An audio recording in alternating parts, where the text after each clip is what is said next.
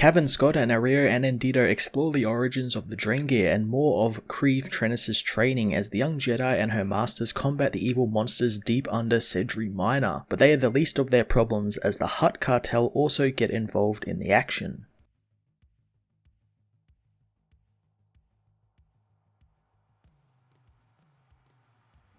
Cavan Scott begins an exploration into what the Drengir really are this issue and sets them up as a proper threat not just for the Jedi but also the galaxy, tying them into the history of the Sith and in a real bit of connective tissue, even the sequel trilogy as the Amaxine Station, the same station Snoke was seen living in The Rise of Kylo Ren, which was featured as their origin point here. Keeve Trenis also received more character development and her relationship with Sskeer was explored a little bit more. One swerve I really did like was that Sskeer wasn't actually falling to the dark side like I anticipated, and it was all a ruse. A clever one, since it's a great way to showcase how in this golden age of the Jedi they are kind of incorruptible and true beacons of the light. Ario Anandito again drew in horror elements from such series as Alien, but where last issue was really tapping into Ridley Scott's Alien, this issue was more of a James Cameron Aliens focused issue, relying on action and intense battles in close quarters, all of which Ario does a fantastic job of showcasing through his art.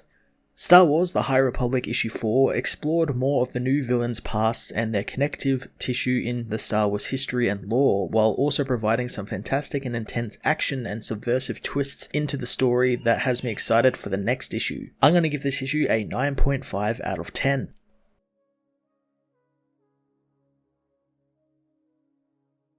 Star Wars The High Republic issue 4 heads 6 years into the past, where Keeve Trenis undergoes her trials, knowing that she won't be able to make the jump over the ravine Sskeer wants her to. Sskeer knows that she will and won't fall, wanting her to visualize herself landing on the other side since the Force is with her. Keeve breathes in, sprinting at the gap and leaping into the air, but she falls short of the ravine. Before she can plummet to her death, Sskeer catches her, telling her not to apologize since there is no shortcuts on Light's path, and they strive, they repeat, and they succeed, wanting her to give it another go. Keeve knows that the legendary Sskeer was always there to catch her and he was her rock and universe, so how could he have gone so wrong, as in the present, Avar, Keeve, Bartol and Serret are captured by the possessed Sskeer, who says the Drengir must feed. Avar says that Sskeer promised to protect the people as a Jedi, but that was before he allowed himself to get corrupted, wondering if this is why he cut himself off from the Force. He thinks that she talks too much, covering her mouth with a trendle, as the being says that Avar is always so convinced that the galaxy dances to her tune, and while she says she wants to understand and know, she needs to now listen to the song of the Drengir. The creature shows Avar its history and how they spread across the galaxy, harvesting everything in sight, forming a pact with others like the Sith, who reap the power alongside them. But nothing lasts forever, and the Sith betrayed the Drengir, so they paid the price, causing the Acolytes to trap the monsters within their totems, forcing their great progenitor to sleep while they slept underground until some travelers came upon the progenitor on the Axamine Station, waking it from its slumber, and in turn waking them all. On the Starlight Beacon, the autopsy of the Hutt continues, with archivist Oberlin finding the Hutt fascinating, knowing that it endured great trauma at the hands of the Nihil, but it didn't die from the injuries or the Nargnol poisoning. Instead, its entire system was infected. Mary asks how, but the archivist tells them it's not to concern himself with it, knowing that they are following quarantine protocols. Imri knows it doesn't stop it from being disgusting, apologizing to Vernestra, wondering how these plant roots got into the Hutt's veins. Oberlin knows that's the all-important question, knowing that they all appear to be part of a root system he's never seen. The Hutt begins to twitch as Imra notices the moving hand. They begin hearing a noise from within the Hutt, thinking it's somehow still alive, but Oberlin knows it's not, and the cadaver is infested as huge Drengir tentacles burst from the body, causing Oberlin to comment that their quarantine protocols are about to be put to the test. Keeve meanwhile tries to reach out to her master, telling him he's not one of these Drengir, but Sskeer says that the Drengir have made him whole again. Keeve knows his real arm will grow back in time, and whatever else is hurting him they can work on together, reminding him that there is no shortcuts on Light's path, wanting him to remember what he taught her since she still believes him. Serret says that it is hopeless and the Drengir survive everything everything and Sskeer is lost, as are they. The Trendles begin to feed on the Jedi and Baratul as Keeve tries again to get Sskeer to remember who he is and how whatever they promised him, he doesn't need it. Sskeer says that that's just it. He did need it in order to understand the true nature of these creatures, so he could best understand their weaknesses. Sskeer uses the Force to bring the cavern down on the Drengir, who escape with Baratul. Sskeer hopes that Ava can forgive him since they almost overwhelmed him, but Keeve knows they weren't as strong as the Force. He knows there is much she needs to know about the weeks since the Battle of Kur, but Ava knows that they will need to wait since they have a boy to save. The Jedi get to work attacking the monsters as Keeve learns that Sskeer is still connected to the Drengir through his arm,